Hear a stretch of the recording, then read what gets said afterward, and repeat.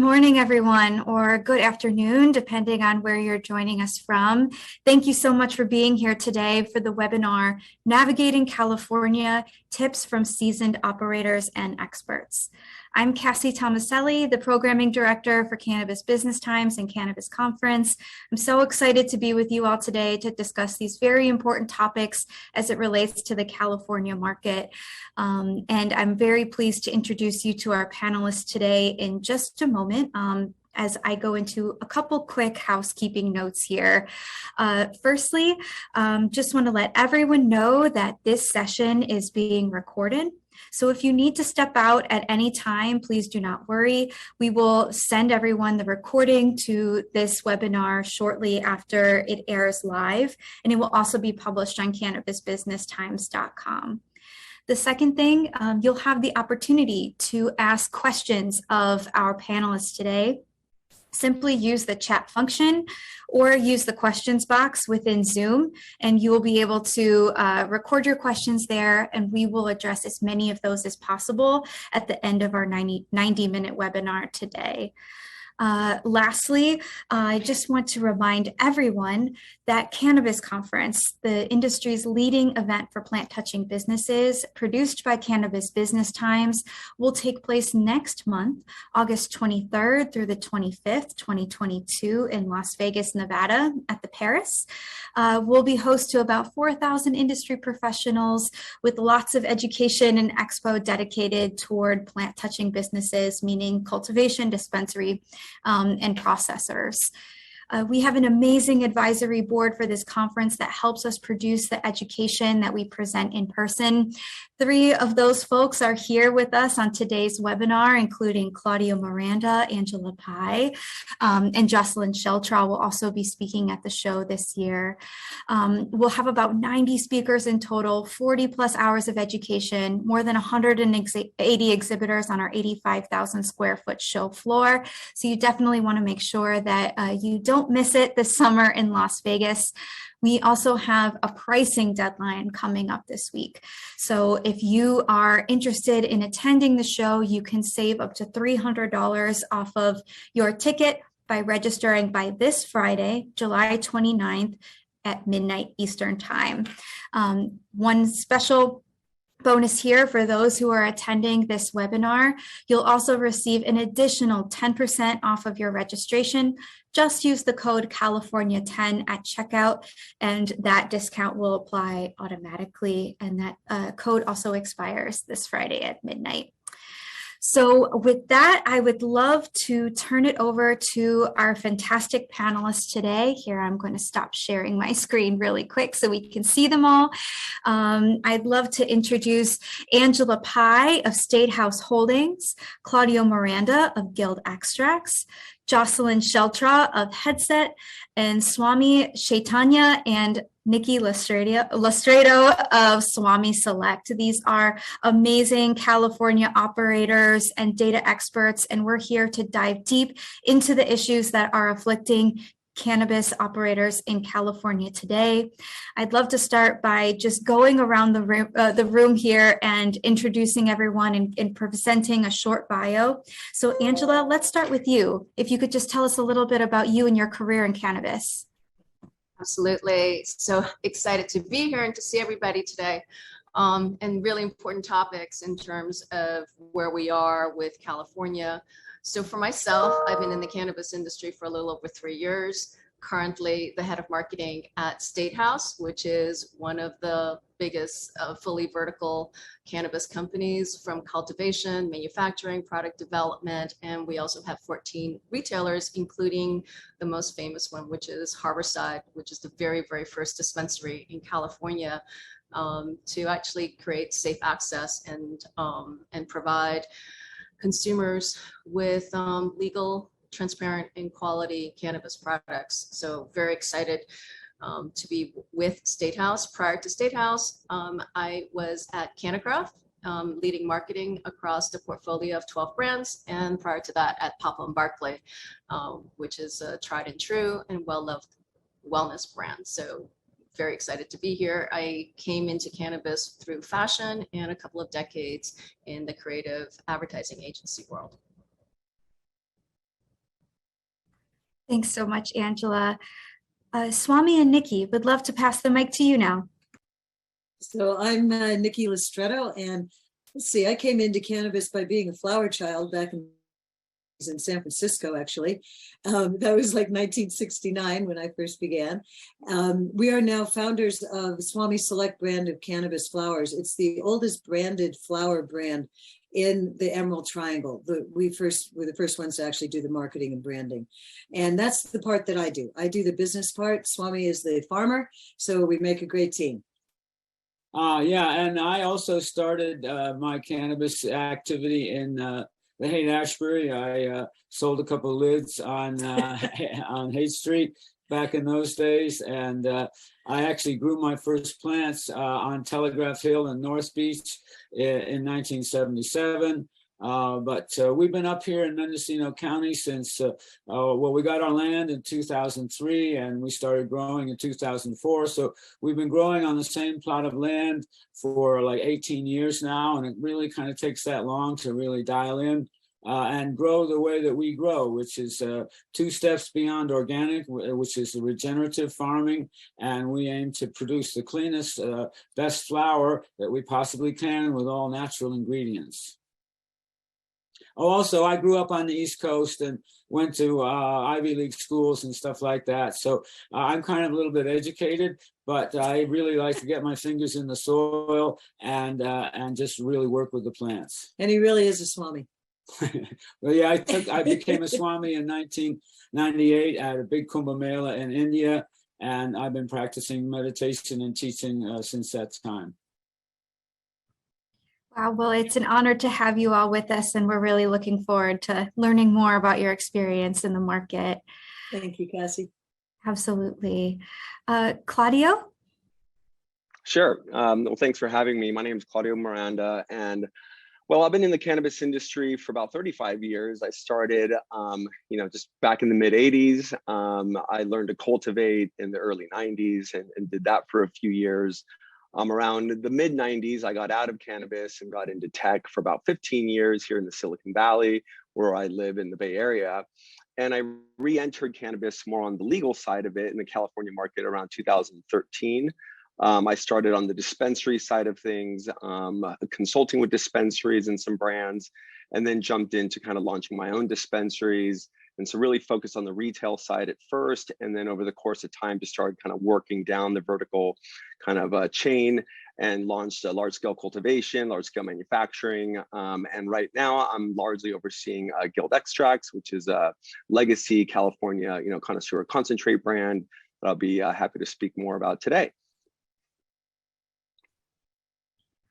Thank you, Claudio. And Jocelyn? Okay, hi everyone, happy Tuesday.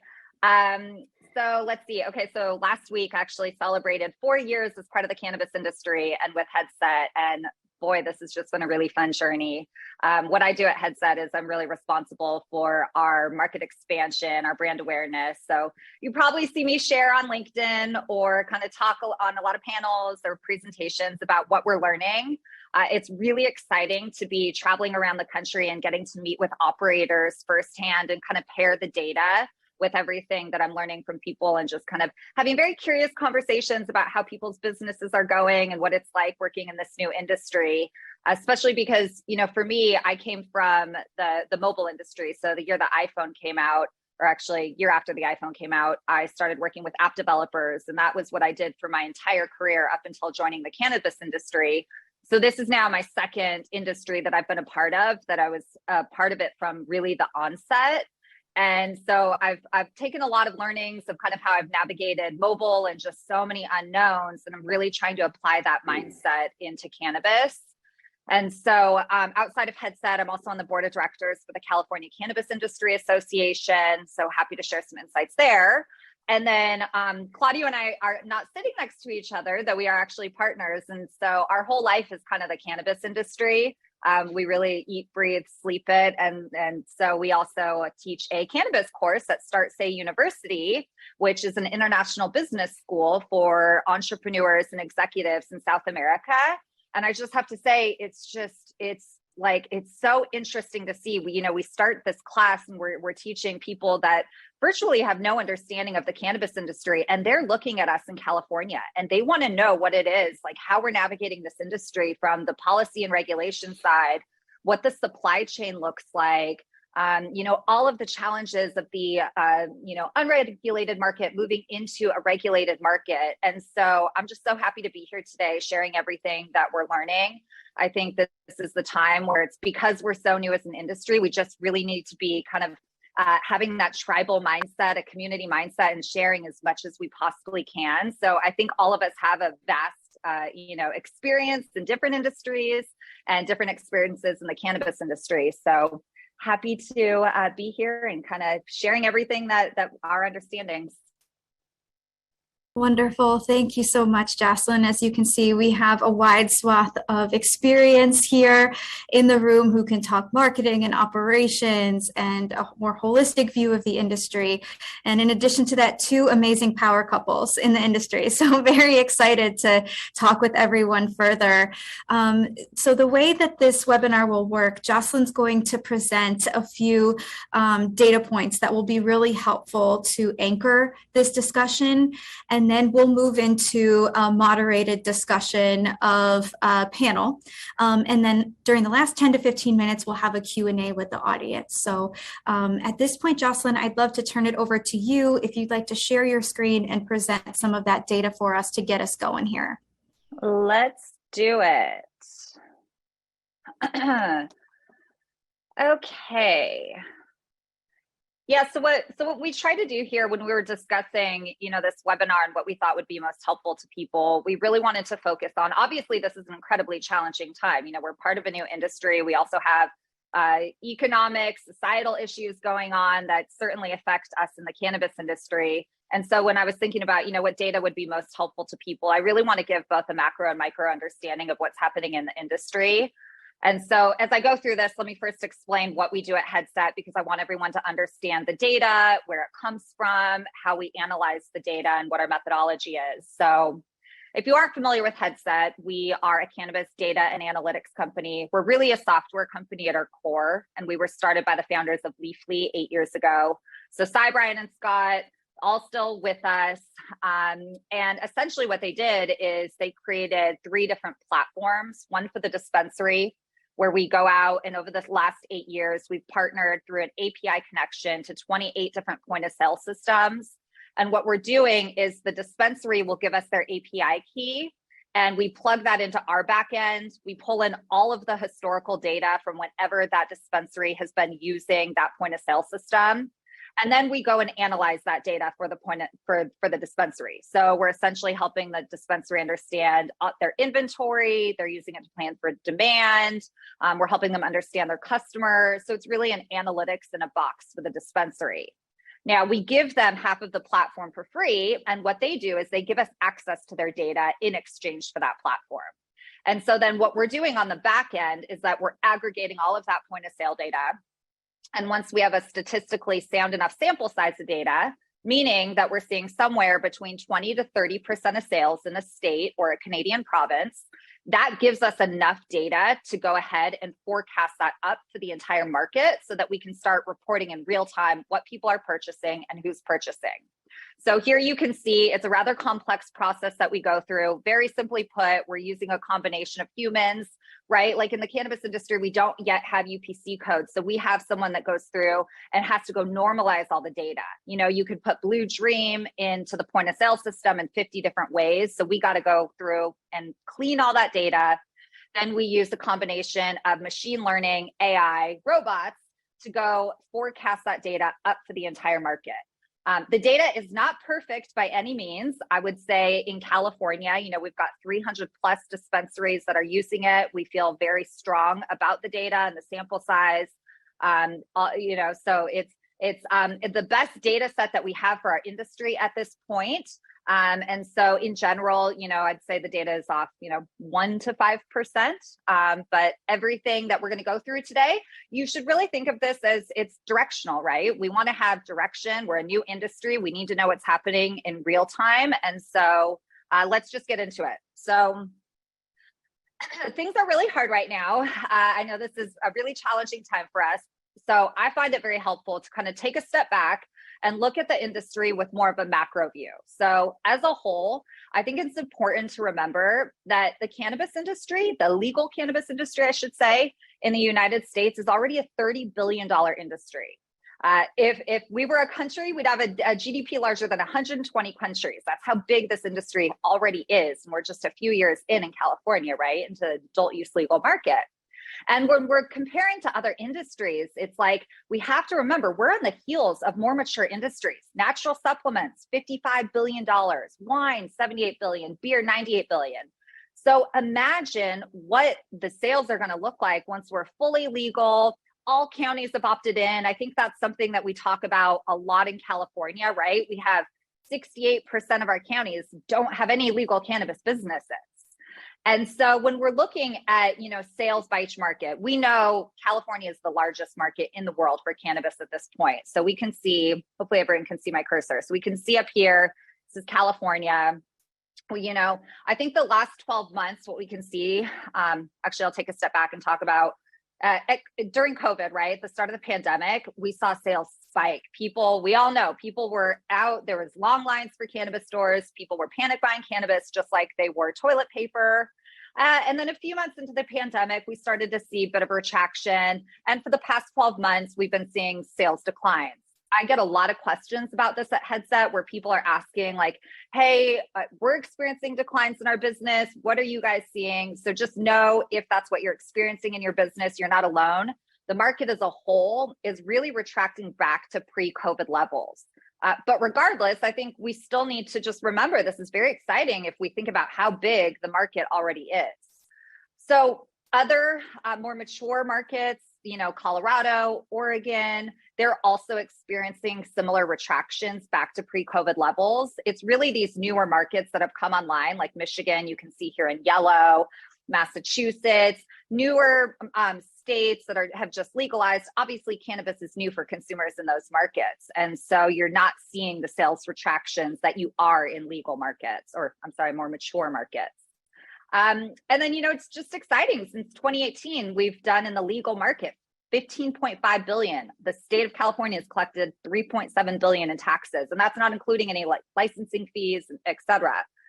So this is a really big industry that we're a part of. And I just want to start by just giving that kind of that positivity.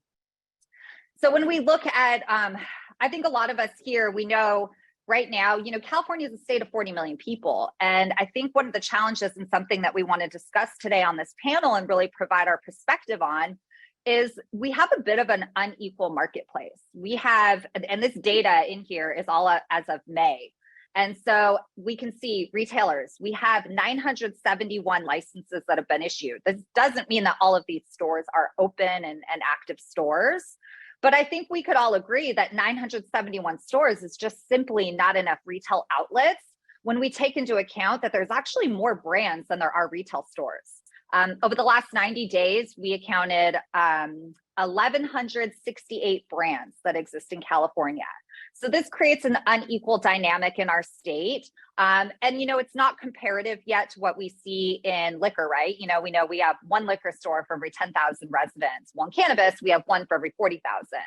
So when 68% of our cities are still banning cannabis, again, just imagine we're not too far off from having more cities understand, especially right now, because cities and the state are looking for more economic opportunity. So you're starting to see a lot of cities realize that the impacts of cannabis and kind of put cannabis on the ballot. So this is going to change. It's changing quickly. But I think it's just important if there's any regulators or policymakers that are on this call, this is part of the narrative that we really want to get out there is that there's just not enough retail outlets to service the current demand. And one thing that I didn't touch on is the unregulated market. There's, I'll put it in the chat box when I'm done, but the Reason Foundation report recently reported that the unregulated market is 2 times larger than legal sales. So again, we want to help operators come into the legal market. We want to create this opportunity. It really starts with conversation with our policymakers and helping them understand that these current economics are just not sustainable for cannabis businesses when you take into account the high cost of compliance and high taxes. We know in this industry, we're taxed 3 times higher than alcohol or tobacco. And so when you pair that with some of these dynamics, it just doesn't make for a very sustainable industry, which I think is why many of us are experiencing a lot of challenges in our businesses right now. Okay, so in terms of category market share, in cannabis, we really have 9 main categories. And so what we're looking at here is market share over the last 365 days. So the biggest category of sales is going to be here in red, flower making up 39% of sales, vapor pens here in gray at 24% of sales, pre-rolls 14%, followed by edibles at 11%, and then concentrates at 7%. If we would have looked at this chart a year plus ago, we would have seen edibles as the 3rd largest category of sales. And edibles have been, or pre-rolls, I should say, have been really interesting to follow because they've gained so much market share over the last 12 months. And I'll also pop another report. I'm not going to go into it too much right now, just about that growth in pre-rolls. And so that's been an interesting category to follow. A lot of growth, especially in infused pre-rolls as well. And so what's been interesting, if we, again, would have looked at this data, 4+ years ago, market share for flower would have been in the 60% of sales. And a lot of people, and this is where, Nikki, Swami, I'm really curious to get your opinion once we get into the panel, but, flower market share has been declining. And so what I want to point out here is that flower is still the largest category of sales. Over the last 365 days, we've done $2 billion in sales in California in flower. But what's interesting to follow is just that market share is declining. So if we would have looked at the percentage of sales that went to flower in July of 2021, it was at 41.6% of our sales. Now in July of this year, it's 35.5%. So that's pretty steep declines in flower over a rather short period of time. We can provide a lot of conjecture on that. Obviously we have new consumers coming into the market. Flower tends to be something that's a little bit scarier for them. So we see people choosing product categories that are non-inhalables. And so this will be something that will be interesting to watch over time. This is generally what we see in every mature market is this same trend. So something for us to watch as an industry. Okay, so if flower market share is declining, then what categories are growing? Well, the categories that we're seeing most growth in are beverages, edibles, pre-rolls, and vapor pens. So these are all growing in market share. And you can see here kind of what percentages those are growing at. And some categories, I should say, are seeing, again, some declines, like concentrates is another one that's seeing some declines. So it'll be good to get Claudio's opinion kind of on that. Okay. Another interesting thing happening in our industry is market consolidation. So what we're looking at here is brand ranking and the average sales per brand. And so something that's been interesting is that our top 5 brands in California actually account for 20% of our total sales. So this is about 1.1 billion of the 5.5 billion that's been in circulation over the last 365 days. Now, in contrast, what we see over here on the right is that the bottom 1,000+ brands, again, as a reminder, right now we have 1,168 brands that exist in California, and how we classify a brand is any brand that's making that has $5,000 or more in sales. And so these 1,000+ brands that are sitting at that bottom end account for 28% of sales, which is totaling nearly $1.5 billion. So, I think this looks comparative to some other industries. I didn't pull any of that data in, but I think it is worthwhile to look at beer and wine. This tends to be pretty aligned with some of those more mature industries. Okay, another thing that I know is very top of mind for a lot of operators in this industry is price compression, or what we hear a lot of people talk about, race to the bottom pricing that's happening. And so what we want to look at here is just the average item price by category and how this has changed over time. And so what we can see here is just looking at over the last year, not all categories are experiencing pricing declines. And so the categories that we see that are experiencing some declines capsules, concentrates, flower, vape pens, topicals, those are the categories that have seen some shifts. Concentrates tends to be one of those categories that is seeing the sharpest declines of the past few months. So again, will be good to get Claudio's kind of perspective on that. Okay, so who's purchasing cannabis? Well, I think we know that everyone purchases cannabis.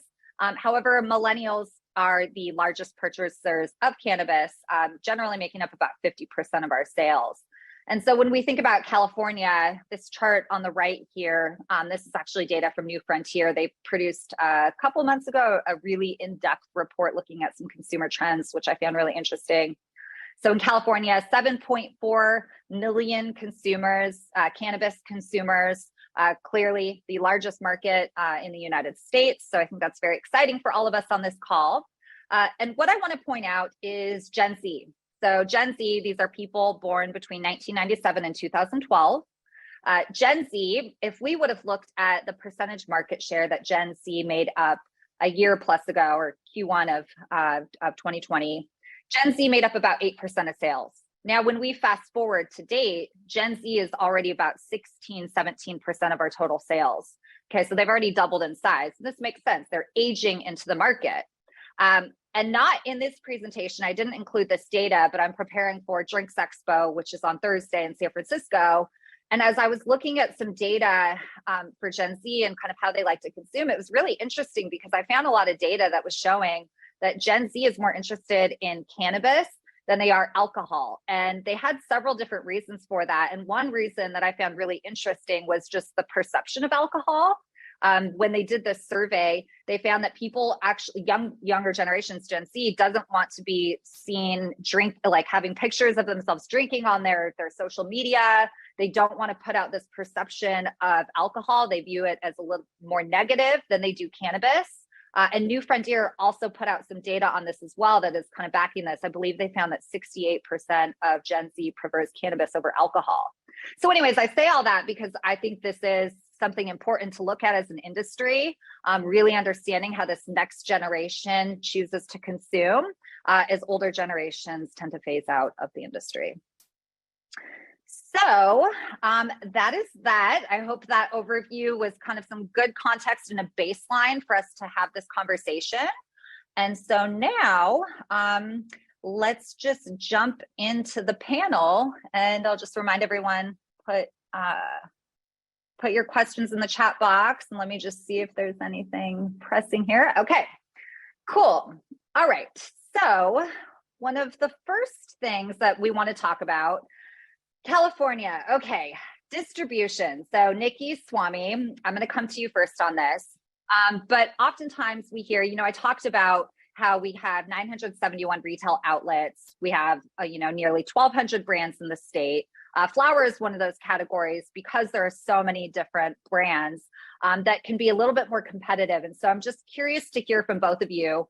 How do you think about distribution? Like, how do you navigate the high cost of distribution? How do you navigate reliability of distributors in the state? You both are based up in Mendocino. How do you service the entire state of California and gain brand awareness down in Los Angeles?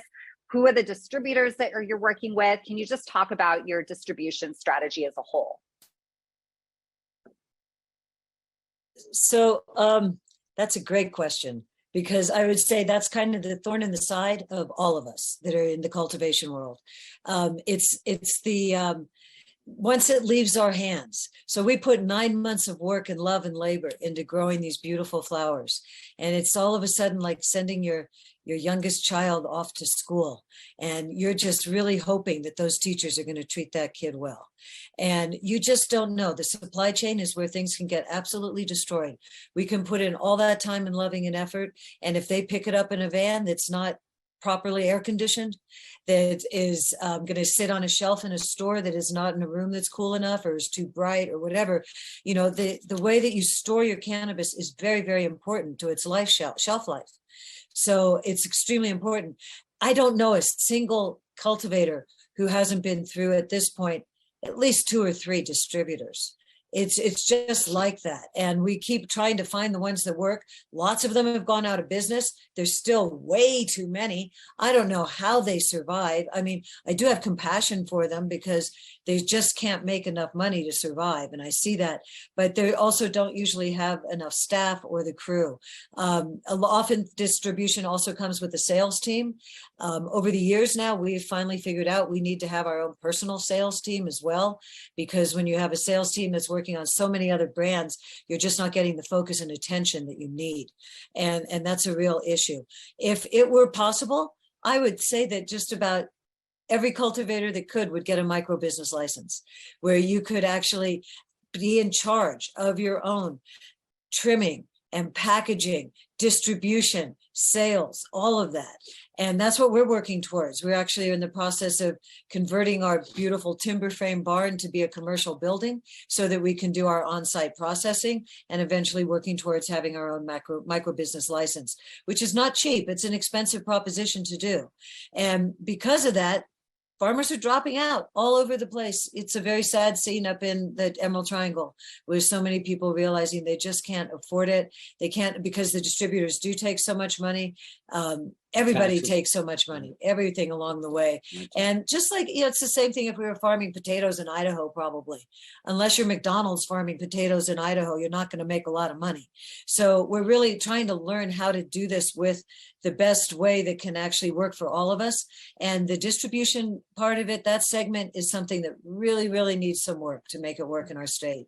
Yeah. And Nikki, could I, sorry, Swami. Well, the distribution thing, actually, you hit on all the points, Jocelyn, in your little introduction, all your little questions. Now, those are all the key issues. I want to go back to what you said also about how many liquor stores there are. You know, there's one liquor store for every 10,000 people, right? But listen to this. You can also buy liquor in most restaurants. You can buy liquor in supermarkets, in gas stations, in pharmacies, all these different places. You can buy liquor at the state fair. You can buy liquor, and at every baseball stadium, every football stadium, and restaurants, and so on. So in a rough calculation, I served this. Well, first of all, there's 80 different kind of cannabis alcohol licenses which you can sell. Theaters can sell alcohol. Hospitals can sell alcohol. I calculate there's over 100,000 places that you can legally buy alcohol. It might just be wine or beer in the state of California. And we have 1,000 places to buy cannabis, right? So something's really, really bad there, because, you know, life is lost through alcohol, and it's not lost through cannabis. So it's a very, very bad thing. And there's also more distributors than there are retailers. Does that make any sense at all? There's, I mean, how could one distributor for every, that's just stupid. And so we have to refine that and change that dramatically. Nikki pointed out in the chain of command, or the chain of custody for cannabis, a lot of stuff gets ruined. We want to sell stuff to Southern California. Southern California is still basically buying mostly indoor. We want to bring sun-grown to them. But the cost of shipping now, I have to coordinate with 4 or 5 other growers so we have a full truck to go down to Southern California. Otherwise, it's not worth it for a distributor, right? So all of these things are problematic.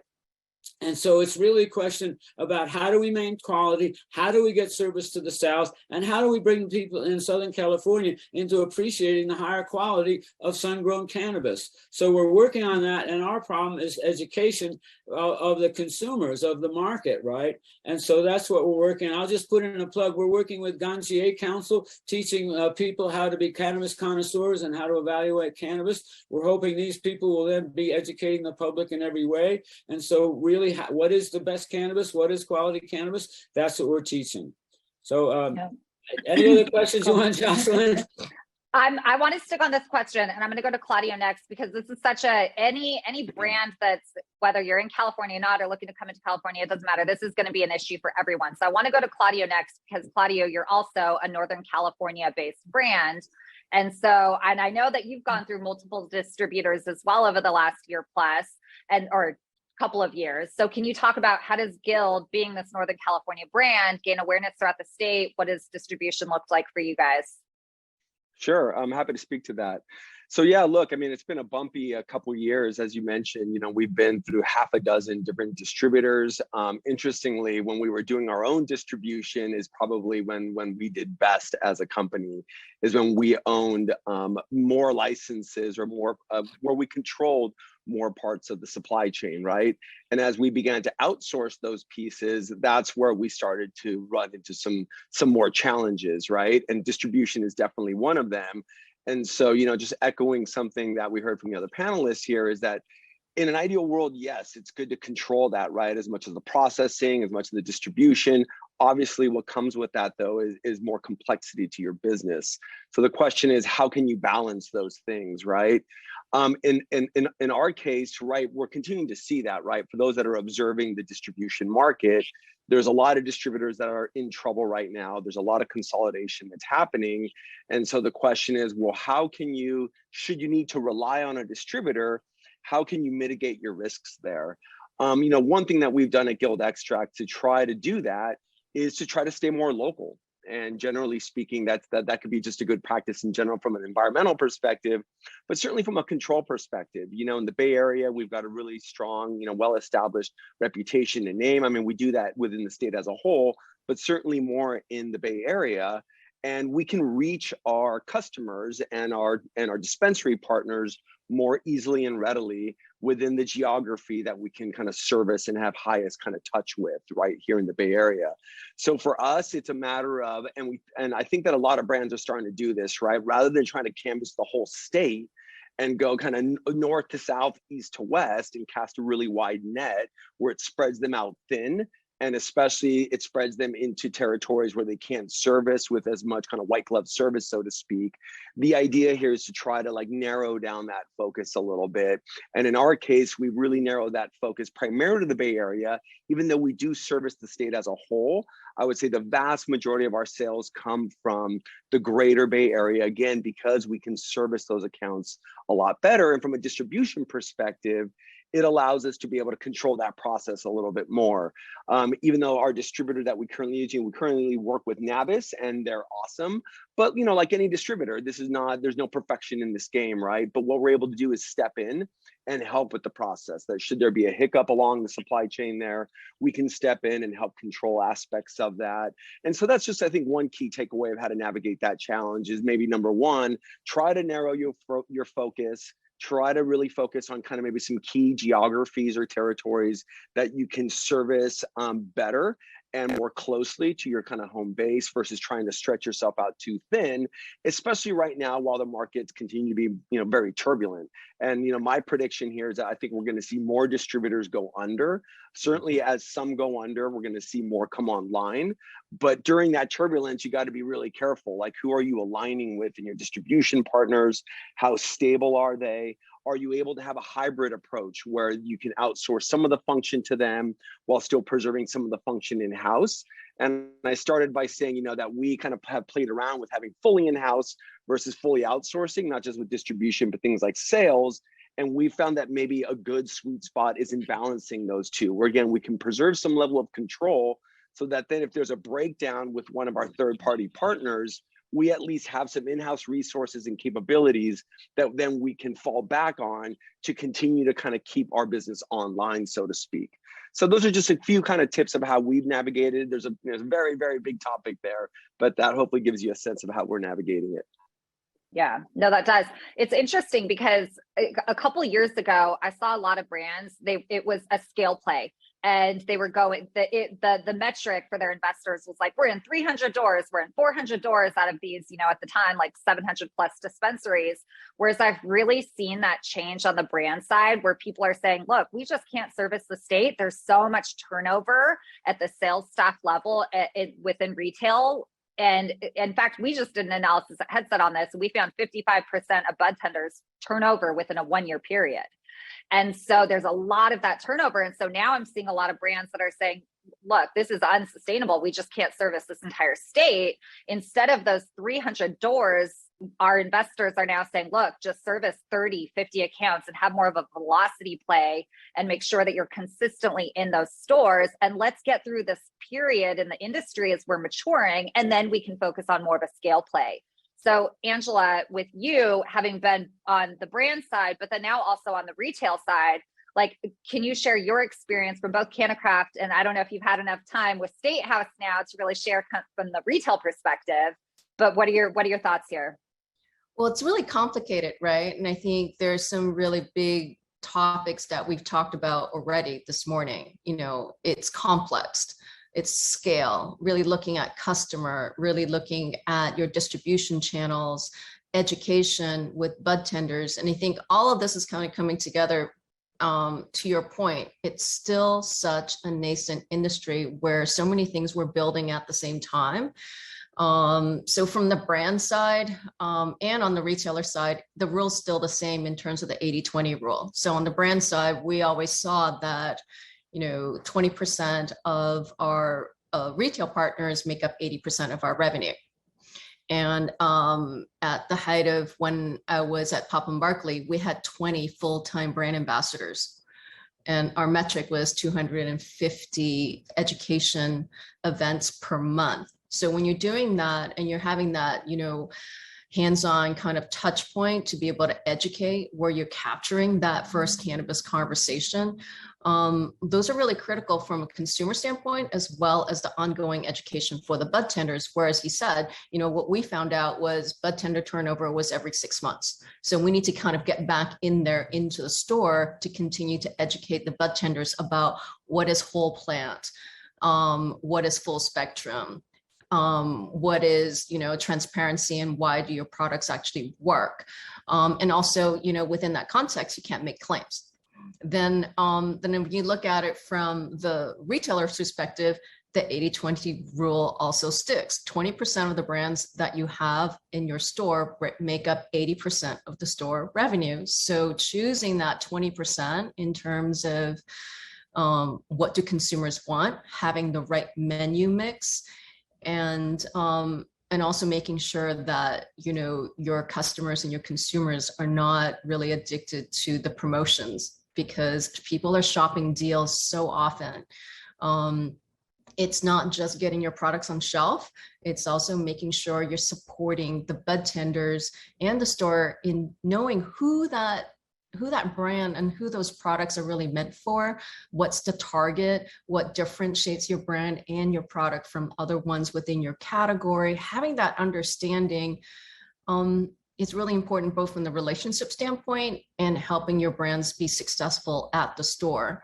One of the things that's, you know, kind of new, as you know, this is week 5 for me at StateHouse, but one of the ideas that I'm really considering is how can we think from a holistic standpoint, almost like applying think global, act local to California within the state, right? So we have 14 dispensaries, but we also understand that, of course, NorCal, Central, and SoCal, the consumer habits and all their tastes are very different from region to region. So how can we develop a regional perspective to making sure that the right product mix and the brand mix is going to cater to the consumer who's going to be coming into the store and coming back more often? So having that right product mix, having the fair price point, not just dependent on promotions, creating consumer-oriented community events, and giving them more reason to come back in terms of the shopping experience and the novelty of it. Because after all, it is retail, and when you go in, you want to feel like, oh, I'm really comfortable. I'm having a favorable experience with a bud tender. The bud tender is educated and they know what I've shopped in the past, and therefore able to recommend me and guide me in what I want today. Yeah. Okay, so let's transition and talk about another thing that we hear a lot in California is just the price compression that's happening. And I'm going to start with Claudio, because when I was going through the data, we saw that concentrates was one of the categories that had experienced some of the steepest out of all the categories declines in pricing. So can you talk about how you think about this at Guild? How do you remain competitive? Just talk about the price compression that you're experiencing. Sure. Well, yeah, look, I think, first just looking at some of the root causes there, right? I think what we have in California is we have a surplus of product, right? And there's just increasing amount of cultivation licenses coming online, and that's creating more kind of a glut of flower. That flower makes its way to the manufacturers. There's a lot of manufacturers right now sitting on a lot of oil. And the problem is that when you're competing on the throughput and sales of that with the illicit market, as you mentioned, is twice as large, right? Well, that's ultimately boils down to the issue of you have the end consumer who then has a variety of of shopping opportunities, right? From kind of from the legal retail side to the illicit side. And when you have this glut of product in the market, it's ultimately going to be driving those prices increasingly down, and the consumer kind of wins in that situation. So now, framing it that way, then the question is, well, then how do we as brands navigate that, right? That if you look at the trends, as you kind of showed at the beginning here, the prices just continue to drop. And if we were to look at the longer arc of the trends that you were showing, just that 1 year slice, if you kind of go back 2, 3, 4, 5, 6 years, you're going to see just a really precipitous drop over time. In concentrates, for example, you used to be able to just, and just within the last, 1, 2+ years ago, you'd be able to get a gram of, let's say, live resin. You'd be able to sell a gram, I should say, of live resin, batter, et cetera, for, let's say, $20 a gram. And now that average wholesale price per gram for, let's say, a solvent-based concentrate is now in the $8 to $12 range. So it's literally been cut in half. And if you now compare that with the fact that what about our business economics, right? Have our cost of goods cut in half? Have our operating costs cut in half? And the answer is in most cases no, right? And that's the challenge with our market right now, is that the cost of compliance, the cost of taxation, of just running a cannabis business, of dumping increasing amounts of money into sales and marketing to be able to compete and cut through the noise on the retail front, we're having to invest more and more into the business of running our cannabis companies while the prices continue to drop and our margins erode.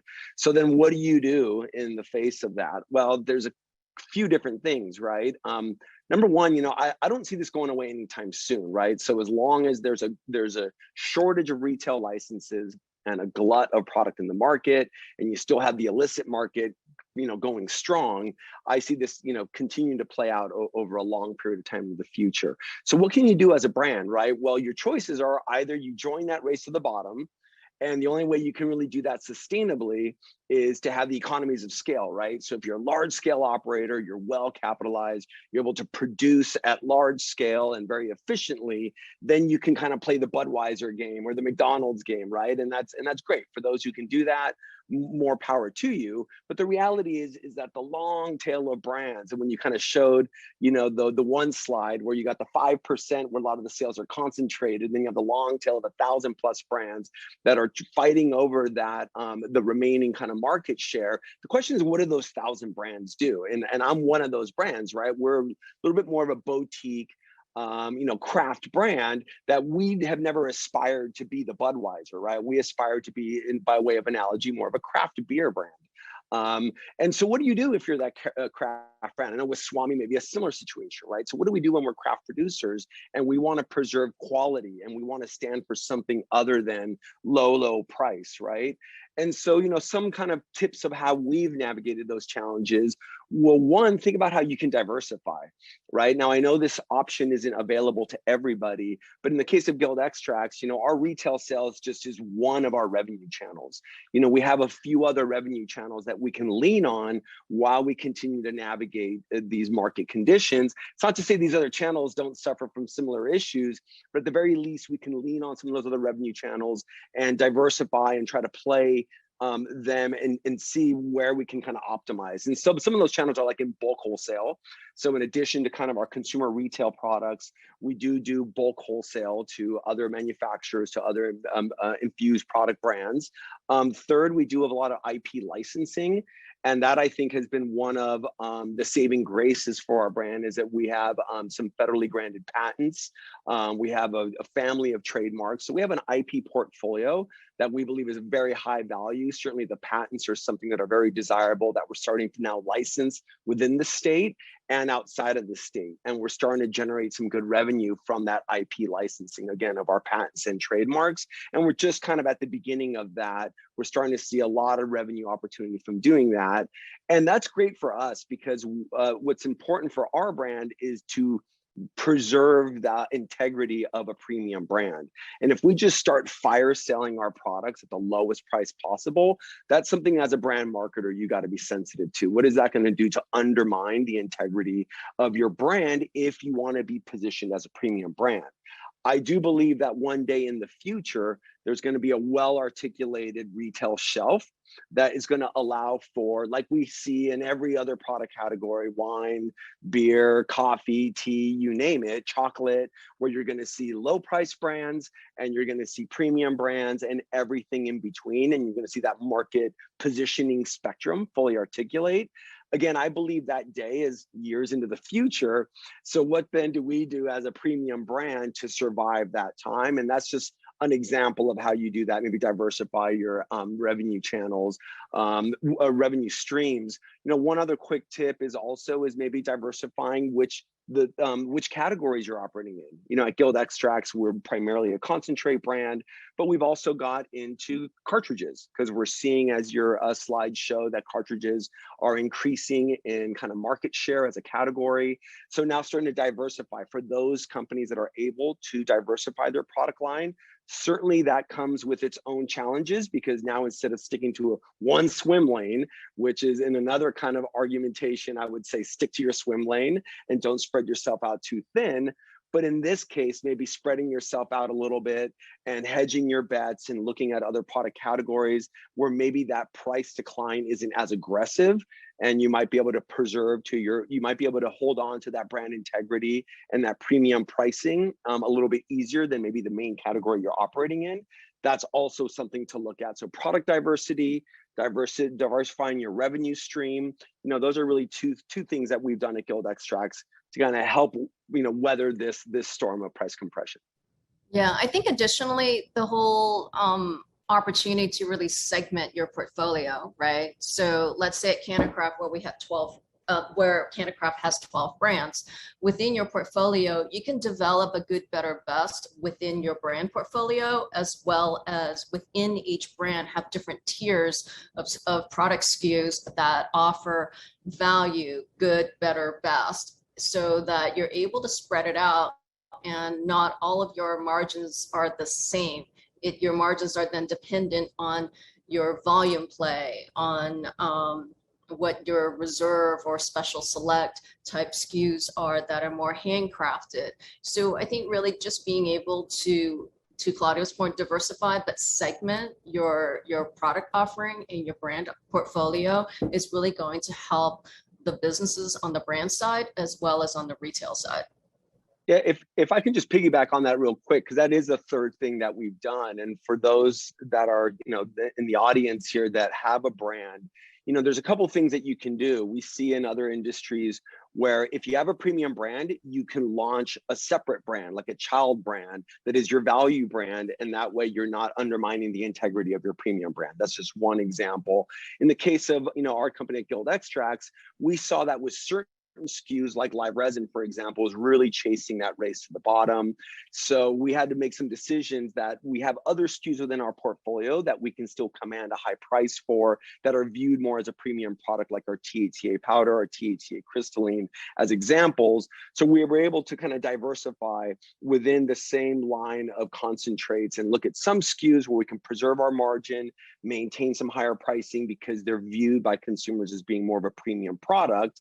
Other concentrate brands can do that by maybe launching a solventless line as an example, where there's also some higher price points that you can command with that type of product.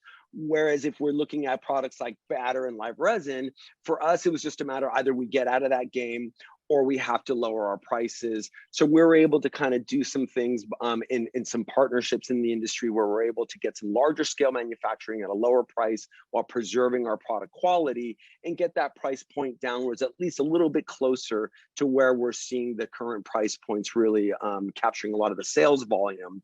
So we're able to kind of diversify within our own kind of product mix in some of the ways that Angela just kind of spoke to. So absolutely. Yeah. So if you look at brands like, the Swami Select, where I would see that as a top shelf brand with a really strong story and integrity, being able to communicate, the story and about the cultivation, the attention to detail, the strains. So, would love to hear more from Nikki and Swami on that point, just being a real top shelf flower. Yeah, thank you, Angela, because that was all great stuff that you all just brought up. Absolutely. And yeah, what we're considering, because we kind of do stick to our swim lane at this point, I would say we're pretty much stuck on the flowers. And to see the flower share go down, that's sad, but I understand it. There's a lot of new people that simply don't know how to roll a joint, and it scares them. And then that's it. And then, like you said, like Jocelyn, you pointed out, they're a little afraid of flowers, like they're going to jump out of the jar and bite you or something. And so we really try to educate people. Education is primary important. Bud tender trainings, all those things you were talking about.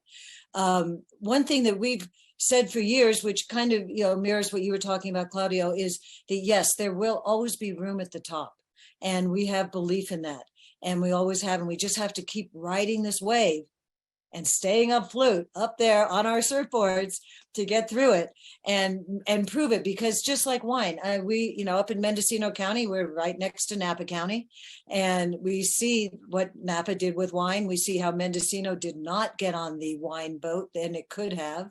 So we're trying to prove that we can do that with the flowers. And the thing that we're going to try doing is, we have the flowers that we sell in the stores. We always package them very specially, put out a lot of education around it and marketing. We're trying to we're just about launching, actually we're launching it right now, and we'll begin in September, something called Club Swami. And this is upon the theory that, when the boat's sinking, sometimes if you just, get up on the mast, you can stay afloat or something, I guess would be one analogy I could come up Top with. shelf. Where I think there always will be those people that recognize they want the thing that is grown absolutely pure. The people that spend extra money on their organic vegetables and meals and really want to keep themselves healthy and the planet healthy at the same time. They're listening to this message. So with Club Swami, we're going to do a thing where we reserve certain cultivars, 1 or 2 per year, maybe 3, that go only to the members of Club Swami. And these will be, our favorites, or ones that are the most unusual, or just simply ones that we really think people would really appreciate that are in our demographic. And by joining the club, it's not a large $215 a year. We chose $215 because that's the medical number in California. And that just gives you the right to get this delivered to your door. By one of these delivery services that have now come up that deliver it to your door, and you feel a part of a community. And that's a large part of it right there, the part of the community, because so many people we found, because we love putting on events. We put on lots of events, and for people to be able to be with other people of like mind is a big deal still. It's just amazing to me how many people still have to hide in the closet at their workplace with their families. They can't talk about this. Come on, folks. So we create these places where they can hang out with other people of like mind, of similar taste that they're going to be comfortable with, and share this information and share getting high. We just produced last weekend the first of its kind anywhere, I think, the Mendocino Craft Farmers Market, auction rather. And this was an auction based upon the Napa Valley Wine Auction. So this is a way for us to encourage people that have great taste and want to do things that are done in luxury and in a way that they know that what they're getting is only the best. And they came up to Mendocino County. We had a beautiful sit-down dinner, a live auction, a silent auction. We got everybody very high, and it was a blast. It was a blast. It was a charity event. All the money was raised. None of it went to us farmers. It all went to a mental health crisis company, business in Mendocino County. So it's really a win-win sort of proposition. So a lot of it is about this marketing and just creating the image We have to change our image to be able to stay on that top shelf, for people to realize that sun-grown cannabis was around a lot longer than indoor. This is what God intended, folks. And, no less than that, really. But it is, the whole history, if you know the history of cannabis, indoor only really happened because so many people were getting busted growing outdoor. So they figured out how to grow indoor. And then they figured out they could make the THC really high and they could make it really have a lot of bling. However, as judges in the Emerald Cup and other things that we've done along the way, we've really noticed that we still prefer sun-grown. I mean, and we don't really want things that have the highest THC. It's not about the highest THC. So these are all these many complicated levels that we have to educate people on, which we love to do. And part of the way we change. Part of the way we educate is if we get an account in a store. When they get the delivery of our product, we come and do an in-store demonstration. We hang out in the lobby. And I want to say the first time we really did that was at Harborside way back when. And Harborside was kind enough to give us a display in the lobby for 3 months. And so we would come down there a couple times a month and just hang out. Now we do that with any store that we go to. And so we meet the customers, but we also have a chance to educate the bud tender. Right. And so that's a very great thing. And so we also do a thing where I mentioned the Ganjier. We're all about education and raising that. And so you're talking about alternative revenue streams, Claudio. We're actually getting paid to teach cannabis, which is kind of a wonderful thing. And it does help our thing. The other thing that we're very seriously considering, but I haven't pulled the trigger on it yet, is getting into pre-rolls. And part of the problem is I've never really smoked a pre-roll that I would put my name on, right? And so we're trying to deal with the quality because the mechanization of making a pre-roll means you really have to dry out the flower way past what I think is smokable. And to get the way the machinery works and so on. So at a certain point, because pre-rolls, as you showed, are increasing in use, and because, as Nikki said, people are afraid to roll a joint, I think pre-rolls are a way to go forward, but I have to level the quality. Now, I did see one little question about some farmers. She's asking, should I continue to sell wholesale, white label, and so on, or go into branding? You're such a small grower. I think your only reasonable thing is to continue white labeling, because to brand yourself really takes a lot of money, a lot of expertise, a lot of consultation, etc. And you have to keep doing it. You have to keep making your brand fresh and so on. And it takes a huge amount of social media presence and so on. We seem to have the capacity to do that, and we love to do that, but it's something I wouldn't recommend for everyone. Well, and one of the benefits that we have as well, I'll admit it, is I was a journalist at the San Francisco Chronicle for all of the 1980s, and then at KRON TV and at 1990s. So we kind of have the experience of dealing with the press, because obviously the more press you can get, the more information, the more content you can create. We're both writers. These are all very important things to get your name out there and for people to trust you, to really realize, and how can you not trust a face like this, So it's really is a lot about that. We know that. And so recognize that. And if you have a small company that you're thinking to brand right now, inshallah, I wish you all the best. I hope you can make it work. Selling bulk wholesale, it's insulting what people are getting paid right now for their bulk wholesale. And I don't know if I would even recommend getting into business right now, personally. Right. Well, when we first started selling on the semi-legal market, the gray market way back when, through Harborside, we were getting $3,500 a pound. That was in 2007. As years ago, it was $1,200 to $1,400 a pound wholesale flower bulk, right? And now it's down to $300, $400. It might be going back up. So, I mean, that's a precipitous price drop. And like I say, Claudia, we need to go back more than just the last year to really put a perspective on this, because it's dramatic. And so on. Now, there's someone asking about indoor. We should deal with that later. We're not against indoor. Indoor is just what it needs to be for those people who want it. And there are places where you have to grow indoor in the other part of the state. All we want to know about indoor is, are you getting as close to organic as possible? Are you pesticide free? Are you sulfur free? All those sort of things. Are you spraying CO2 on your crop? And is that leaking out in the atmosphere? Indoor has a lot. I think indoor should set up its own best practices certificate and reward people for that, so the customer knows how that's being grown indoors. Because we're totally transparent about how we grow, and indoor is fine, but I think you need to be transparent about your practices. Right. So y'all are talking a lot about the education that needs to happen. And I'm just curious, each of you have built a brand in your own category that's really a market leader. And can you talk about some like really tactical ways that you're going about building your brand? I think that's what a lot of people want to know. And I'll preface this, it's interesting to me, like looking at the data and seeing, these 1,200 different brands in California.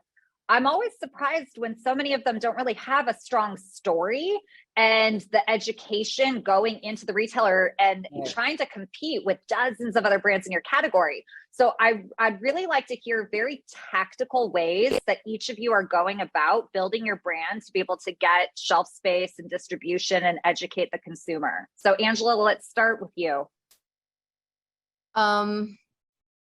Multi-pronged. So have a really true and authentic brand story that can be clearly communicated simply. Have a group of people who are so passionate about your brand and your products that whenever they speak and educate, whether it's a consumer or a bud tender or a store buyer, they're able to get that passion through. From a brand perspective, we found a lot of success with Zoltrain. When I was at Canacraft, we were able to educate thousands of bud tenders within a matter of, months. I think that, baseline level of understanding product, understanding product benefits, what's your brand's all about, being able to have that velocity where you basically have a mobile-based learning tool to be able for it to be convenient for the bud tender to take that information at their own time when they're able to, because sometimes it's really difficult to get all the bud tenders for an hour on the shop floor to be able to talk about product. I think this is a sore point for most people, compliant sampling, making sure that bud tenders have actually tasted and experienced your product or your brand. You cannot expect somebody to credibly recommend your product or brand if they haven't tried it. So how can we compliantly sample widely so that bud tenders can speak credibly about your products? And, when I was on the brand side only, we had retailers tell us less swag, more education, just teach our bud tenders how to sell and really support your business, because they probably don't need another lanyard or a t-shirt. And Ange, is there anything you can share though now? I know you're only 5 weeks in, but what is it coming now on the retail side that you're looking for from the brands? What makes the brand attractive and unique? The brand story, whether they're going to show up to be able to co-partner with you at the shelf level, because getting your product on shelf is really hard. There are more brands and products than there are shelf space. So we're very protective of that shelf space, because from the retailer standpoint, we want to make sure that we have the right product mix for a consumer. So once you have your shelf, once you're actually on shelf from a retailer standpoint, we want to partner with brands to create co-partnered experiences. So whether it's the PAD, whether it's a community event, having that interaction. And I'm also thinking that we can bring several brands together, because what we found is that it is really expensive to do your in-store activations and your ongoing education events at a retailer. So let's bring a number of brands together so that we are sharing that cost, because I think more of us need to band together to share our resources, because within the headwinds that's coming with the recession and the compression of costs, marketing dollars are usually the first to go. So then, your marketing dollars, your marketing resources, but if you band together as category brands and as complementary brands to be able to have these types of events, I think the better, and will actually make it easier in terms of the consumer. Claudia, what about for you guys? Well, I mean, let me kind of back up a little bit because I think, one way I like to kind of frame this question and the problem, and just to borrow a little bit from a thought leader that I love and follow, Chip Connolly. He has this theory of kind of transactional versus transformational when it comes to things like branding, right? And so you got to think about, look, on the pure transactional layer and level, you have things that everyone kind of shares, right? You have price, you have potency, you have unit sizes, just kind of the basic benefits and features that are probably common to most brands that are out there, right? But then the question is, all right, once you have kind of nailed down some of those transactional benefits and features, the key question is now is differentiation. How are you differentiating from the other brands on the shelf? And that's where you can enter into the transformational layer, right?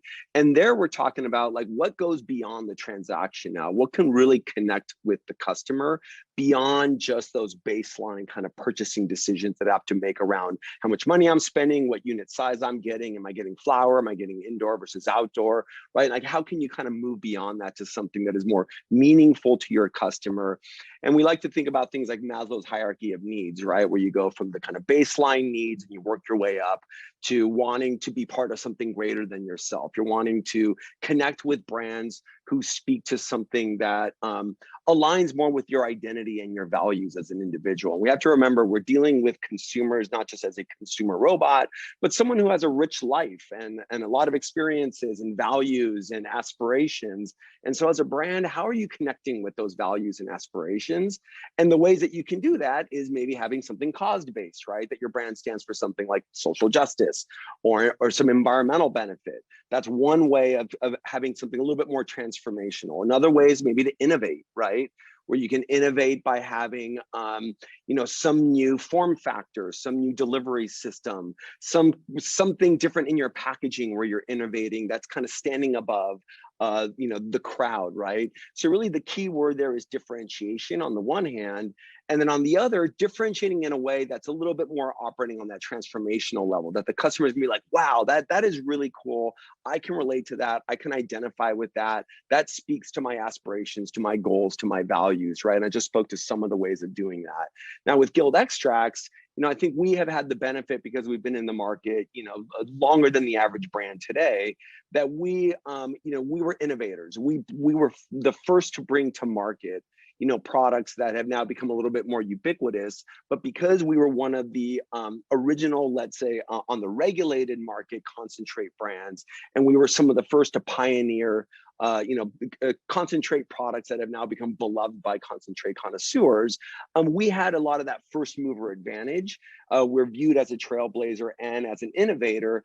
And now that's our transformational layer, right? That we were able to really at least launch into the market with something that was new and unique and something that really resonated with the concentrate connoisseur. We showed them something they had not seen before. So our main point of differentiation was innovation, right?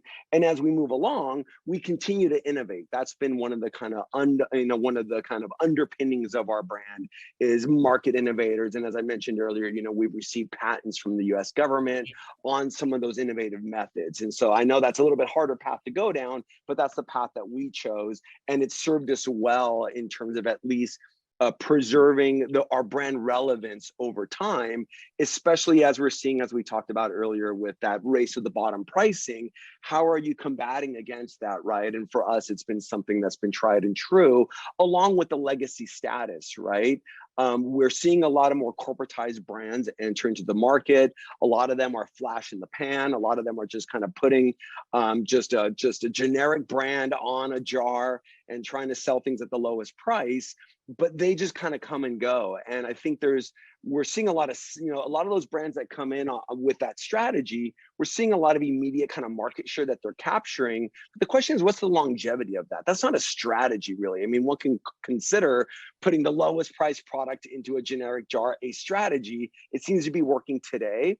But business history has shown that really strong branding and marketing is what's going to really give you that longevity over time. And we're seeing that playing itself out as those brands that are chasing kind of that race to the bottom pricing are just quickly kind of coming and going, because we all know from an economics perspective that's just not sustainable unless, again, you're operating at massive scale, and even there it becomes questionable.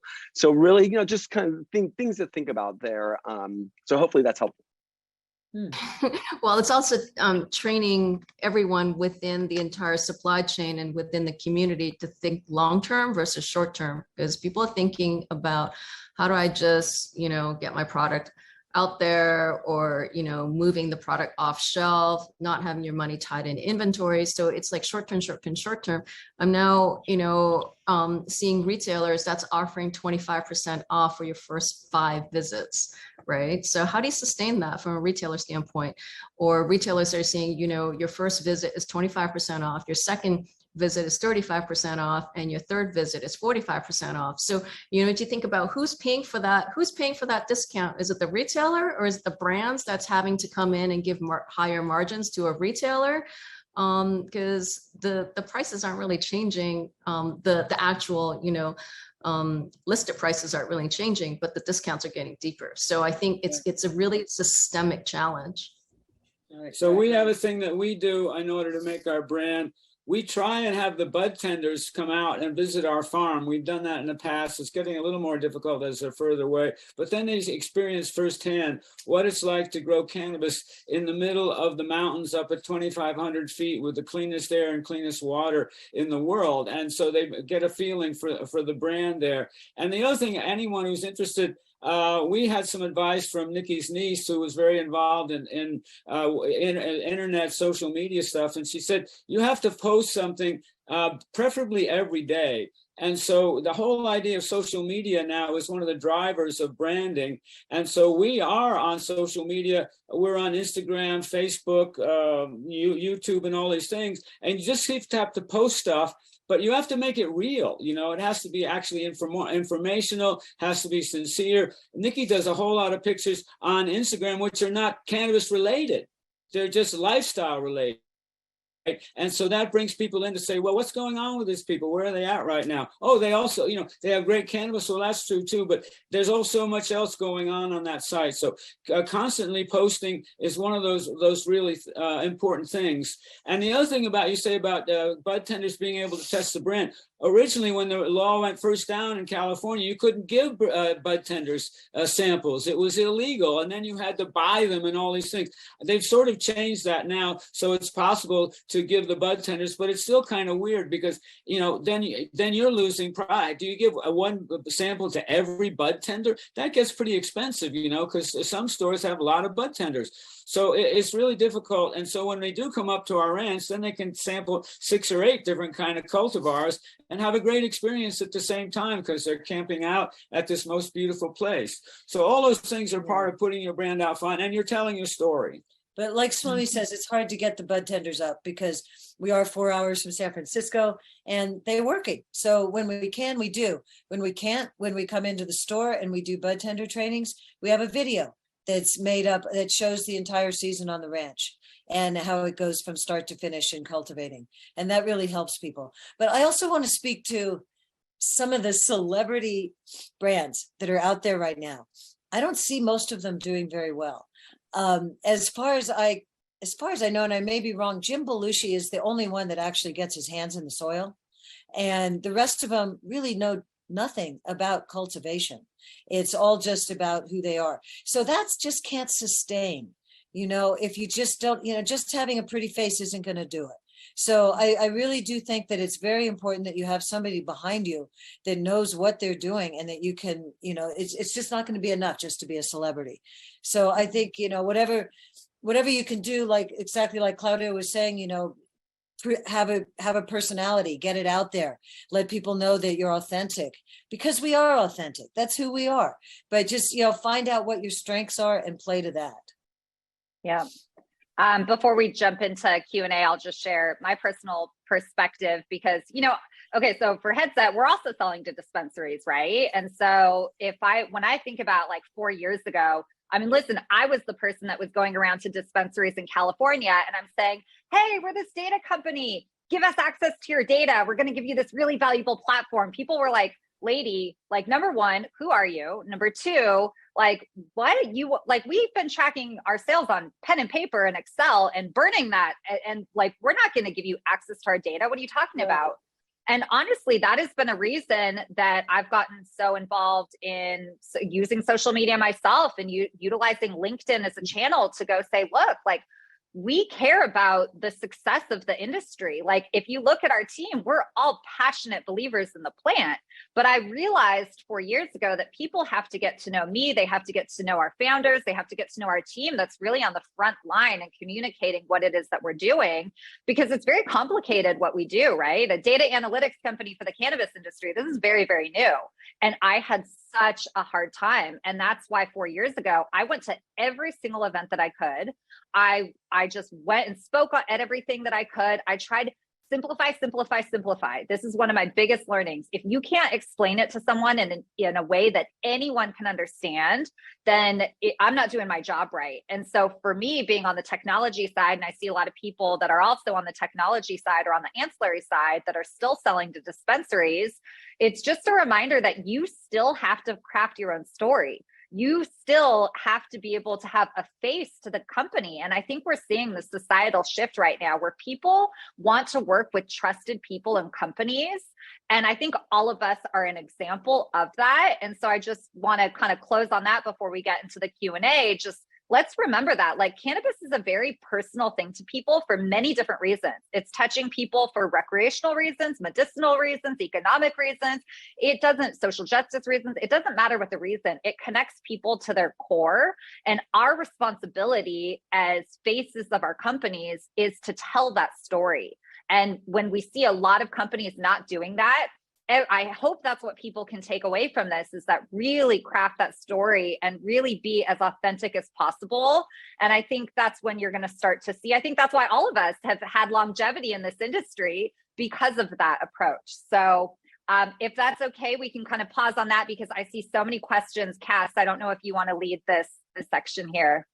Sure, we'll try to navigate as best we can. Thank you so much to all of our panelists and our super engaged audience here for engaging with us all. So there was a question early on about rating distributors, if there's any platform to do that. In absence of that, if there isn't one, which I don't believe there is, if maybe the team can talk about how they vet distributors, as we talked about this as being a big challenge from the get-go. I'll speak to that right off the bat. There's really should be some sort of a Yelp thing or something. What we do have right now is we have Facebook pages, like for Mendocino County cannabis growers, we have a Facebook page that everybody writes in their woes and their accomplishments and everything else and shares a lot of information. And that is a place where people will say, I just got dumped by this guy, or this company didn't pay me, or whatever. So we do have a way to share information that way. But I'd say, yeah, if somebody wants to start a Yelp site for that, I think it would be a brilliant idea, actually, and something that we could really use in our business, because there's definitely that need. Yeah. Well, I think also for the distributors at this moment, it could get a little simpler because they took the cultivation tax away, which the distributors had to keep track of accounting wise. And now the excise tax has been moved back to the retailer where it should have been to begin with. So likewise, the distributors don't have to calculate that. And so it should make it a whole lot simpler for them. But still, the distributor has a real inventory tracking problem. How do they keep track of all their, Susie has 16 jars left. Joe has 45 jars, so on and so forth. It must be a headache and a nightmare. And all their accounting, they have to, all these different things and the taxes and so on. So I'm hoping the distributors, having simplified it a little bit through these latest tax laws, will make it easier, and we'll be able to cooperate a little more with the distributor. And so we hope to we have now a more personal relationship with our current distributor, Seed to Soul. Seed to Sale. Seed to Soul. Okay, with Patrick King, and we're just trying to work with them and help them and work it out, and so that we're all kind of on the same team together rather than having diverting interests.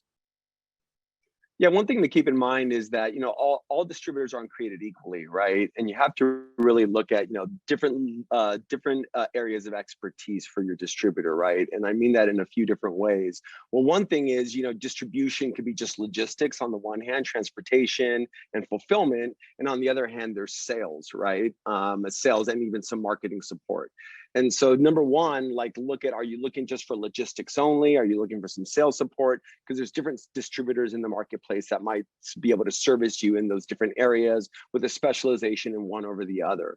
Secondly, look at, what their core competencies are, right? We know that if you're a beverage brand, you want to be looking at a distributor that has a core competency of being able to transport things like beverages and has that cold chain management down and has, fulfillment centers and warehouses that can sustain that type of product and manage it well, right? You're looking at geographies. I know some distributors focus more on SoCal, have stronger infrastructure in SoCal versus NorCal versus kind of distributed all over the state. And so that's another thing to look at, if you're looking to really go, stronger, and let's say something California, maybe look at evaluating distributors through the lens of, do they have the proper infrastructure and reach within that market? Because I've learned the hard way that that's a market I've tried to crack, but then the distributors I went to maybe didn't have as strong of a presence and infrastructure down there.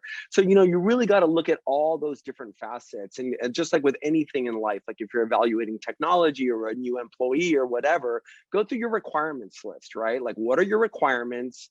What are you looking for in your distributor? And make sure that as you're talking and you're vetting distributors and going through like an RFP process, so to speak, right?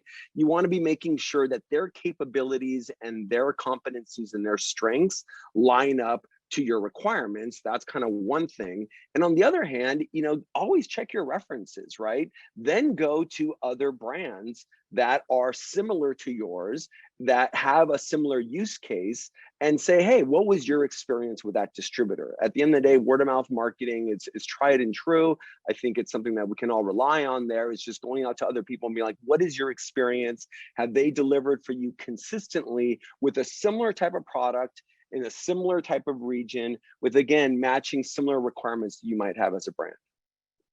Yeah, from my experience, whether it's Loudpack, Canacraft, or Pablo and Barkley, we were very lucky. We had own logistics and distribution teams, so it was easier to be able to manage. But from an overall industry standpoint, I would think, there's such an opportunity for really standardized SOPs for distributors in terms of how they operate with brands and how they operate with retailers in terms of delivery and time of day and expectations of that service level. So, and then as we start to do that, then also look at what are the beyond the standard practices, standard rates for the different aspects, because, I've also heard that brands working with certain distributors, it might be like one sort of tier of pricing, and then somehow by the time you get to the end of all of the add-ons, it's way more expensive than you initially had bid it out, and that really hurts everyone. Thank you all so much. We did have a question that was particularly interesting, and I think it just kind of falls in line with a lot of the retail-based challenges. Someone had asked about, the sentiment amongst our panelists about shops that charge for shelf space. Do you think, is this a widespread concern? And do you think that this kind of strategy will continue? If we could just speak to that briefly. That's something that started several years ago in some of the larger stores. I know in San Francisco we're doing it. I guess every business does that. If you go to Safeway or this grocery store, certain things are at certain heights on the shelf, etc. It does make it very, very difficult for small legacy brands and craft farmers to ever get their space out there, because we simply cannot afford to pay $10,000 a month to every retail store we're in to be able to have a better position.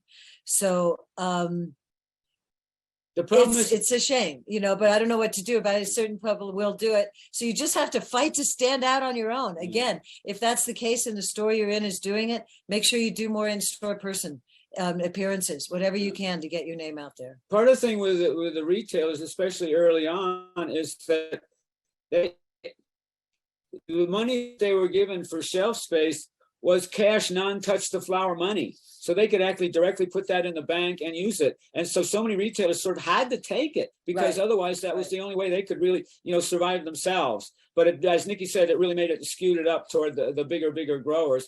And our answer was, yes, to do more in stores and do more education and so on. But I think there's less of that going on now because the big brands also found they were losing money by doing it. And it wasn't really actually increasing sales all that much anyway. Yeah, I mean, I would agree with what Nikki said that, definitely we see this in other industries. I think we should expect it in cannabis to some degree. I think retailers that are charging that like as a ticket to entry across the board, I think that's a bad practice, right? For those that want premium placement and want to get a more highlighted display or some pop-up or store within a store type of experience, great. You can pay for that added real estate and that added exposure. I think that's pretty standard in business and I support that. But certainly being able to have a non-pay to play kind of option, I think is really important. But look, I think we also need to look at the reciprocity here. This isn't just the retailer adding value to the brand. I think the brand needs to come in with some value as well. And I think that one way to be able to start to regain power as a brand is to get in charge of direct to consumer marketing and creating demand on the consumer side. The onus is on you as a brand to show up to a dispensary and say, I have a following. I have a loyal following of consumers that if you carry my brand, you're going to get those consumers to come in. I think the onus is on us to say that I'm managing social media, I'm managing various marketing channels. Again, I have a loyal consumer following that then I can add value to your dispensary by bringing you new customers. And if you come in with that narrative and that strategy, then I've found in my experience, you can transcend and overcome those paid placement opportunities, because you're basically saying, look, I'm not going to pay for that slotting fee. I'm going to do something better for your store than giving you $1,000 a month. I'm going to give you 100 new customers a month, and that's more valuable to the dispensary. And so I would encourage people to really start to think along those lines.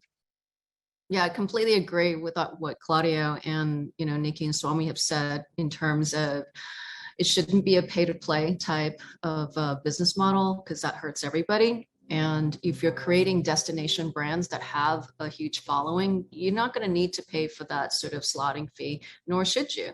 But at the same time, from the whenever I wear my other hat from a retailer side of it, I'm actually working on an overhaul in terms of what does retail partnerships look like at the store level with brands? How can we really curate great brands for discovery purposes, for frequency, and for destination type shopping, and to be able to kind of create that level of community shopping experience for each store? Because I think we can evolve to that. We always say, the customer is always right, but at the same time, we have to educate the customer as well. So that's on us. Certainly. I do want to pivot quickly to the regulatory environment, because I have seen a few questions that have come through that have asked on opinions and viewpoints on the recent cultivation tax news. And it's been mentioned a couple times here briefly, but really, Jocelyn, because of your involvement in the CCIA, I would love to kind of hear from you first, and especially because we're kind of orienting this talk toward an actionable based discussion, would love to kind of hear from you on what, regardless of whether you're a brand, a retailer, a distributor, what have you, what are some of the ways that the industry can band together to help our regulatory bodies better understand some of these struggles that we've been talking about today? Yeah.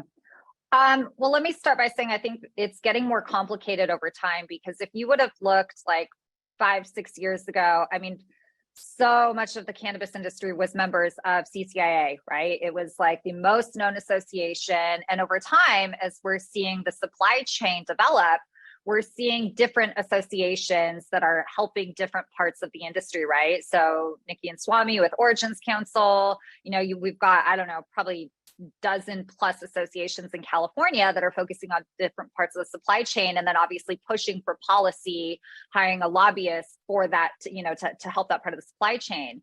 And so for me, getting involved with CCIA and kind of what I'm out trying to educate the market on is like, really take the time to understand what's happening on the regulatory side of things. I know sometimes operators, you get so stuck in the day-to-day minutia of running a business that you often don't think about how much the compliancy and regulatory landscape actually affects your business. And so I'm trying to go out there and just say, hey, look, like, especially on the ancillary side, like the reason that I think it's so important that Headset's we're a part of associations, 11 different associations around the country. And what I explained to our team is like, it's our responsibility as a business, given that we're not a plant touching company, to go support plant touching operators. And we should be contributing whatever we can to be able to help that market grow. And it's our responsibility to join and support the associations. And so what I'm saying with CCIA or with whatever association that you believe in, if it's going to be benefiting whatever cause or whatever it is that you need from a regulatory standpoint, we have to band together. And through the pandemic, one of the first things that operators don't want to pay for anymore is association membership. But we have to remember that we need people contributing financially. We need people contributing their own personal or internal resources with whatever it is that you're good at. If you're a marketer, if you're a whatever it is that you care about, you need to be contributing, because right now we're at such a nascent place in our industry that the tribal knowledge is really the way that we're all learning. You can't that's why LinkedIn is so popular, because people are sharing what their personal experiences are. So what I recommend is that you go through whatever association, like I'm currently vetting some federal associations. And for me in that process, I go through and I look at, okay, who is the team of this association? Do they have a lobbyist? What are the regulatory, what are the policies that they're fighting for? And then once I have an understanding of the association's ethos and what they care about, then I can make the decision of which one I want to join. But regardless, I still am always having it with me that we need to be members of these associations, because that's how we support the industry right now. That's how we move forward change. We take in California, the bill that just went through about the cultivation tax. This was years of work for multiple different associations, all pushing the same message with our regulators. And I think if there's any policymakers or regulators that are listening to this, and for our industry, we have a lot of different messages that we're putting out there. And so we need to bind together as an industry. And the honest truth is that there's still a lot of fighting within our associations within California. We're not all on the same page. You're seeing different sides being taken.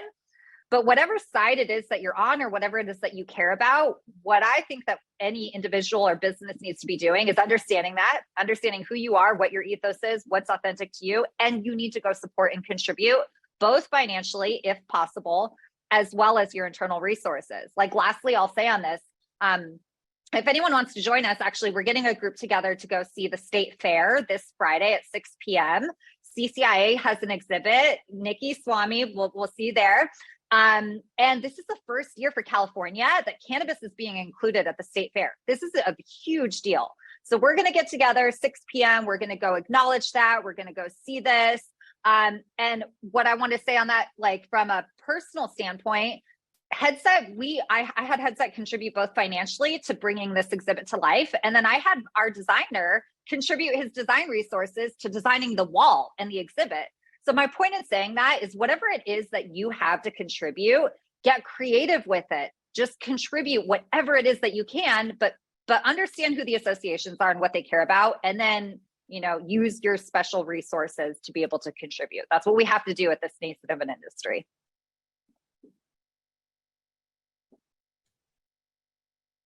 Awesome. Thank you, Jocelyn, so much. I appreciate you outlining that.